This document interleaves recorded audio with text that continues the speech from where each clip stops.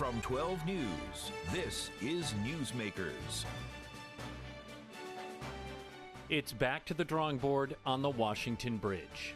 We pushed the envelope apparently beyond what the construction industry is willing to bear. After the initial bidding process drew no interest from construction companies, state officials can no longer say when the new bridge might be open or how much it might cost. 7 months after the bridge closed, why hasn't the state made more progress? This week on Newsmakers, we put that question to two members of the General Assembly's Oversight Committees, State Representative Jason Knight and State Senator Gordon Rogers. Welcome to Newsmakers. I'm Tim White alongside 12 News politics editor Ted Nesi, and we welcome our guests, Democrat from Barrington, State Representative Jason Knight, and Republican from Foster, State Senator Gordon Rogers. Gentlemen, thank you for coming on the program. Thank you for having us. Thanks for having us. Rep Knight, start with you. I'm going to ask you the same question too, Senator. When you learned that not a single company put a bid in to build a new westbound bridge, not one, what was your reaction? My reaction was, what's going on? My constituents have been dealing with the fallout from the bridge failure, now for 6-7 months, and they're looking for answers and they're looking for progress. And we rely on the executive to do the job that they're assigned to do. DOT has responsibility for the bridges and roads here, and we're just left wondering, why is it taking so long to do all the steps they need to do to just give us a plan to replace the thing? Senator Rogers? I wasn't quite surprised of no bidding. In the position that I do on a local level as a highway director, I've got to go out to do RFPs. And sometimes the first thing I'll do right away is, get an engineer, design, study, get it all printed out, so when I go out for an RFP, we know exactly how much rebar, how much size, how much concrete, and then that's where the contractors will bid on that. You kind of separate those two. The state has been using kind of a design build type process, which has its plus and minuses, but I think in this unique position, you had a bridge that was out. You should have been back, because you could do it twofold. You could have the construction starting to demo it down, while you go out to have the architecture design what you want and get it on prints, go out to an RFP. So while your demolition's already being started, you're already starting the construction phase, and they're almost working hand in hand right behind each other. When you build a house, you got to make sure your foundation's in. You're going to have your electrician lined up, your insulation lined up before you can get it sheetrock. So it works the same way in construction. And I think some of the deadlines that they put in being over pushing to get it to satisfy the public, say, hey, we're trying to push this along and we're giving benefits, it also comes with penalties if you don't get it done on a certain time. We've got a lot of construction sites going on. A lot of these companies are working multi-states, Manafort and a whole bunch of them, Vanago, you see them all over New England. So they have limited manpower. So on a project this big, it may kind of scare them away to try and bid on it, because it's a high risk that they may not meet them deadlines. So I'm just wondering, and especially for you, Rep Knight, because you represent Barrington and the East Bay. The governor told us, one of our colleagues, the day we found out there were no bids, he said, kind of to your point, Senator Rogers, he said, well, we weren't totally surprised. We hadn't seen a lot of interest in the questions coming in, et cetera. Was that telegraphed to the lawmakers along the bridge corridor that, like, hey, this might not be going well and we might be starting over? No. When the governor gave that interview, I think he was at the airport. That's when I saw it. That's when I learned about it, which is unfortunate. I don't think, correct me if I'm wrong, I don't think either of you have publicly called for a change of leadership at RIDOT to this point, but now that the RFP was a failure, they're hitting the reset button. They're going to go out with what's called a RFI, or request for information, somewhat a little bit of what you're talking about, I suppose. Do you think the governor needs to take a closer look at who runs the state's transportation agency, Rep? I think that the failure of the bridge in the first place, the fact that we were all traveling over, and then all of a sudden all stop, can't go over the bridge in this emergency shutdown, is a failure of government, and it really hasn't been acknowledged as such by all the players in this fiasco, is what I'll call it. And the executive needs to examine what is going on over at DOT such that they ended up in this position. I understand that DOT... Well, of course, they'll say they're doing that. DOT will tell you, we've repaired hundreds of bridges, hundreds of roads, particularly since roadworks went in place, and that's fine. I appreciate the work that they've done when they've done it correctly, but this is a gigantic failure process, and we need to get inside, or the executive needs to examine itself and get inside and see, why did this process fail? And we're now 6 or 7 months down the line, and we still don't have a plan to fix the bridge. What's wrong with the process there? So I'm not in a position, as a member of the General Assembly, I'm not up there day to day, and I'm not talking to DOT, and I'm not aware of their interior workings, nor am I a traffic engineer, to say that so-and-so, so-and-so, and so-and-so needs to go, right? But I think that they need to be conducting that examination within themselves, and I'd like to see it done as soon as possible. Senator, can you briefly weigh in on that? Yeah, I mean, there's a big picture to this. As public servants, as we all, as is the executive branch and DOT, you know, I don't want to be an armchair quarterback and say, hey, this should be done, but as public officials, it comes with the territory. This, I would say, driving up and down the East Coast, going on vacations, I have a motorhome, and I'll use that experience, and in the construction field, when you see construction going on, they'll work on one lane, eastbound, westbound, north or south, on a bridge, and then at the same time, shortly after they're done with that, they'll start the other side. This bridge was installed, repaired, one side was repaired in the early 90s, I believe. Why wasn't the other side? Because they were both built at the same time. So the failure starts way back then. It should have been, or probably was on the schedule. Did it get delayed? Because you don't rebuild one side. It didn't have different weather from the 150 feet next to it going the other direction. It should have been within the time frame of scheduling, because it also saves you money when you work on one and transition to the next one. So it goes back to that point. So this may be such a long tail that where do you point the final finger? There should be accountability. At this point, I think the important part is to get the thing going, get it demolished, and get it up and get it going. Do you want to stop pulling the pegs out of that jingle board and stop pulling people that are part of that structure at this point and compromise what's I guess going the forward? pushback that we hear, certainly from viewers, the frustration is, to your point, Rep. Knight, people say, okay, maybe it's not Alviti who needs to, you know, maybe it's not this one individual, but the feeling that nothing has really changed. You know, no report has come out explaining what went wrong. The governor wouldn't even tell Tim the other day if he knows what went wrong yet. There's talk about lawsuits, but for actually managing the government, you know, it doesn't have to be Alviti, but where is the change you would expect this kind of failure would lead to? Well, we just had a transparency change with our Leopold. So for that reason, other issues, but the same thing. There was a transparency component of that change of Leopold had helped the public understand where things went wrong or what happened to maybe understand what may have been right. We're kind of going off, of course, but Leopold, so people know, it's a law enforcement officer Bill of Rights, and we talked about it on the show. But there was a transparency component of that maybe we should look into how we have laws in Rhode Island where the government officials in DOT have to provide certain information and move forward with it. And being a good public official means that you're open. You know, this is the public's DOT. It's the public's. I see you got the State House right here on the banner, right? It's the public State House, and they have a right to know what's going on. The default should be we're a wide open book, let the sunshine in, and if we can't tell you something because of whatever reason, and I don't know. Well, do you think it's otherwise? Trade secret do you think or they're being opaque? Is that what you're saying? I think that they can do better with dissemination of the information. I'm interested in getting the bridge fixed, number one. Right, obviously replaced. I would like to know, as a taxpayer, as an elected official, as a member of the General Assembly, how do we wind up in this boat? And it's only going to be with information, and they're going to have to reveal the information at some point.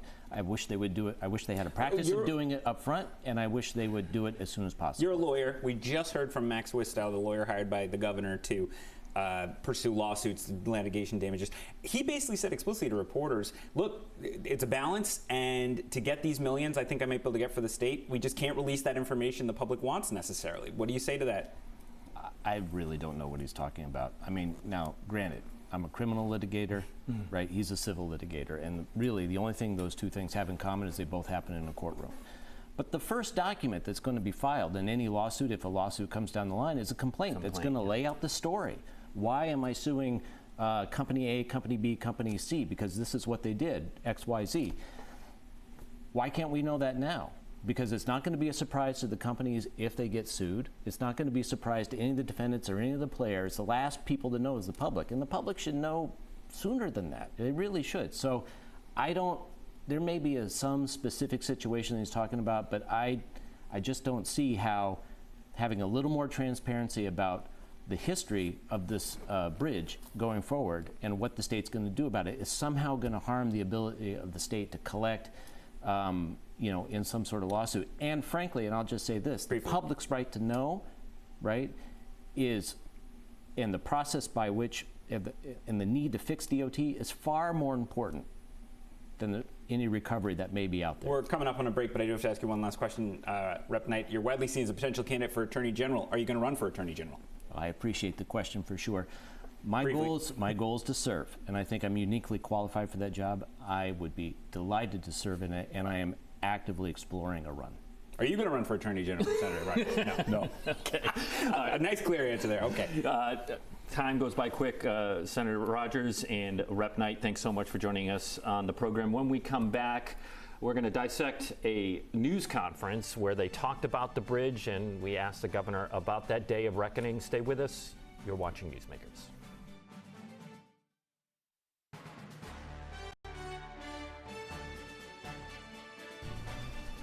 Welcome back to Newsmakers. I'm Tim White alongside 12 News Politics editor Ted Nesi, and we're joined by our colleague in Target 12, Eli Sherman. Eli, we attended the Washington Bridge News Conference. That was on Monday, right? Feels like, was it Tuesday? It was. Yes. Oh my God. It's been a long week, Newsmakers viewers. Now, the governor and his bridge team were there to answer questions after the failed RFP that we talked about on the first half of the program. I don't know, what was your takeaway? What do you think people should know about that press conference that we sat through? I'd say we didn't learn much, Tim. Going into the failed RFP, we had a pretty solid estimate for what the state thought that we were going to spend, upwards of $300 million, I think 368. 368. And the timeline was fall 2026, right before the gubernatorial primary election. That's what the governor wanted to shoot for in terms of completion date. Nobody came forward with bids, and lo and behold, now they have no idea exactly how much it's going to cost, and they have no idea how long it might take. And they're going back to companies now who didn't bid the first time around because maybe it was unrealistic, and they're asking them how long should it take and how much should it cost. So a total flip in strategy, I'd say, is what we learned.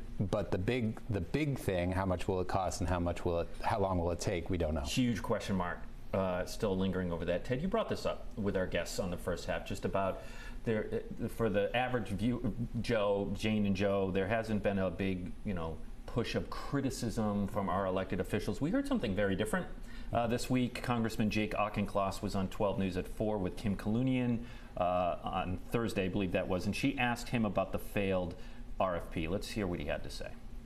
Yes, I'm disappointed that Governor McKee and his staff issued a request for proposal that got 0 bids in return, that they did not architect a proposal that would be executable immediately so that that bridge could be rehabilitated as soon as possible. So, Ted, like I said, we've not heard that kind of strong reaction, really, from the Rhode Island elected officials. No, and before I get to Auchincloss, I do want to correct something that's my fault, which is I said Rep Knight was on the Oversight Committee when you and I were prepping for the show. He's actually on Judiciary, not Oversight, which we had at the top. Just want to we always want to be right on target with you. Thank you.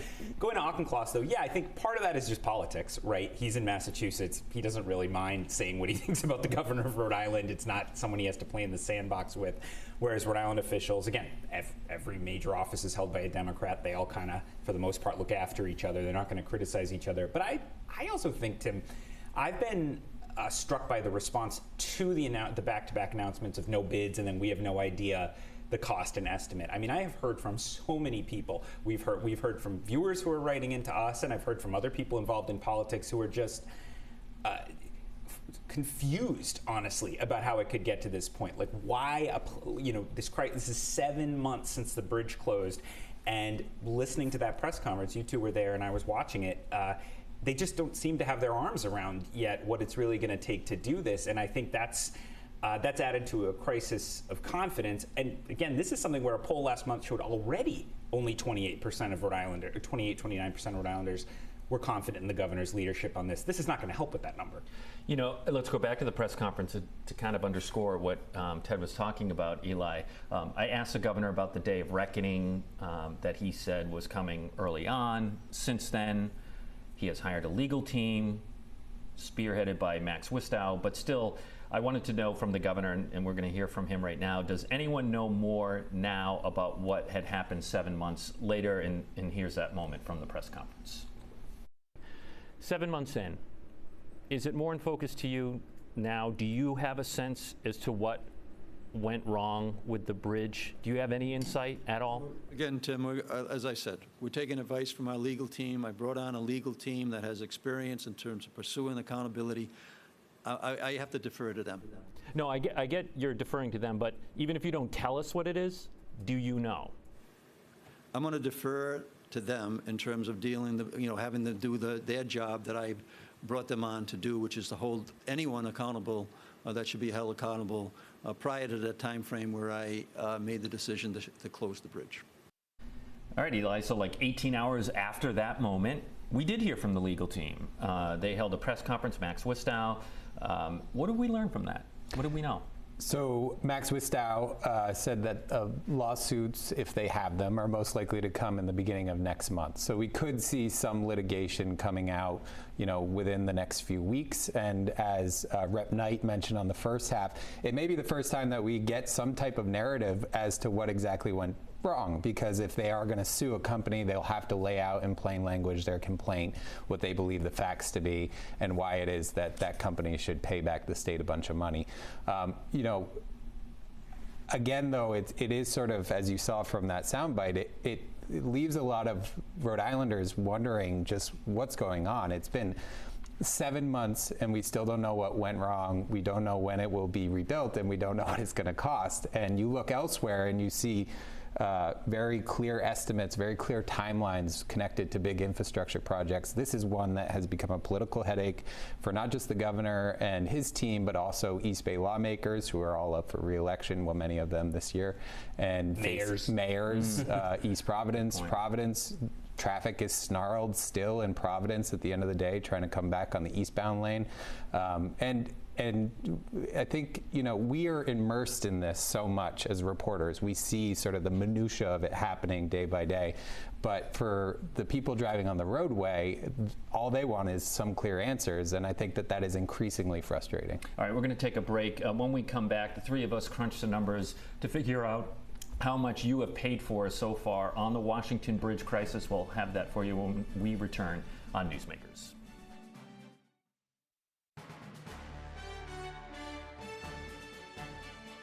As I said, that's conditional upon what the market bears. And there are a number of factors that are putting pressure on the market, not the least of which the abundance of work that's available right now.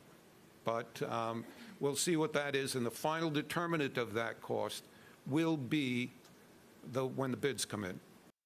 That's Rhode Island Department of Transportation Director Peter Alvidi at a press conference on Tuesday. I'm joined by Ted Nesi and Eli Sherman for a Reporters Roundtable on Newsmakers. And that was an answer to your question, Eli, about whether or not the rebuild cost is still at $368 million now after there were no bids following the failed RFP. Clearly, he is saying, yes, okay, it's 368, but acknowledging that it could be a lot more. The market will tell us what it's going to be.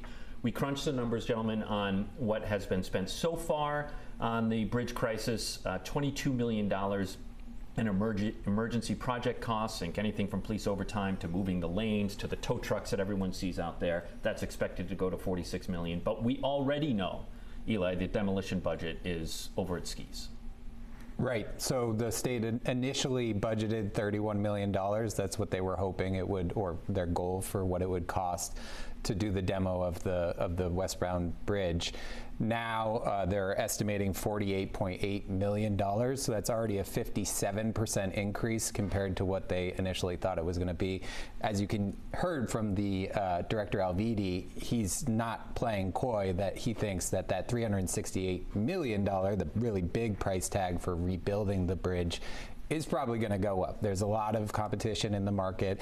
You heard Senator Rogers say in the first half there are projects happening up and down the eastern seaboard. People have work in the infrastructure world. They don't need projects. Of course, they'd like $368 million, but they don't need it necessarily. So that really does drive up prices in a free and open market. So Ted, not a great news cycle on the bridge, particularly for the governor's office. Give us the governor's perspective here and his administration on how they're dealing with the bridge and why they're doing what they're doing. I think a few things. I think if you listen to the governor, first and foremost, he thinks what everyone's losing sight of is that he made the most important decision of all, which was immediately agree to shut down this bridge, leading to this cascade of issues to preserve safety. Second, I think they feel that if you look back to Lincoln Chafee, there was a lot of pressure on Lincoln Chafee after the 38 studios collapse to order a big independent inquiry commission kind of thing.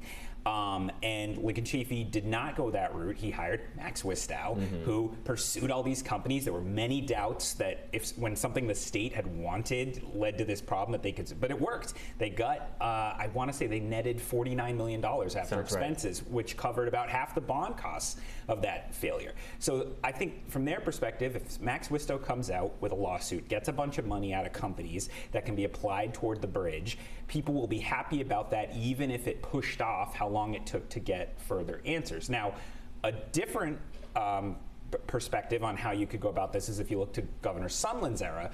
Governor Sondland, when the credit unions collapsed, immediately asked the president of Brown University, Vartan Gregorian, to do a report. That report was out by March, and the credit unions have been closed in January. That was like 2 months. Ross Chait was just saying the other day he remembered writing a bunch of that report, and they still pursued damages. So what's not totally clear to me is whether there's no way to provide more transparency to the public about failures on the state side, unless they're trying to pretend the state didn't make mistakes it made in order to help themselves in court, which is a whole different kettle of fish. Yeah, and I think what we're looking for as reporters, for the public, is whatever the end result is, the lawsuits, is there going to be a report on findings, is it going to be public, and something that we're watching I think people closely. just want to know, how did this happen? Yes. 100%. Was it the inspections weren't good, or did something catastrophic happen? Who should have been watching it? I mean, I don't actually think people want to scalp. I mean, sure, some people I'm sure would just love to see LVD go, but I think there's a genuine desire to understand. Out of concern for other bridges. Correct. And also, how do you prevent another thing like this if you haven't fully looked at yourself as a state government and said, how did we let this happen? Real quickly, I don't think people should be looking to Max Wistow to hold accountable anyone inside state government. Just want to make that clear. He is clearly after money, and there's no reason why he would be going after someone in state government if then the state would have to pay whatever damages they were responsible for. So when we do look for whatever is coming out of Max Wistow's shop, we should be thinking companies, not state government. Right. It's not clear what incentive Max Wistow has to reveal problems in state government. Wouldn't that hurt his case? We have a minute left. Real quick, Ted, I'm sorry to do this, but it's Friday morning. President Biden held his press conference last night. What do you think the local delegation's thinking right now? I think they're caught where they have been, which is deep concern about the state of the ticket and the potential for big losses of Democratic congressional seats. But the president has not been as bad as he was in that debate, which is, I think, keeping the dam from breaking fully against him, which means Democrats could be caught in a situation where there's been a loss of confidence in the president, but not quite a big enough loss of confidence to push him off the ticket, and they're just going to stagger on to November. By the way, there was a poll out this morning where he was leading Trump, so maybe the joke will be on everybody else, and Biden could somehow pull this off, but I don't think there's a lot of Democrats who think that's the most likely scenario. We could do a whole show on that. All right, Ted Nesi, Eli Sherman, thanks so much for joining us. If you missed it, it's on WPRI.com. We'll see you next week on Newsmakers.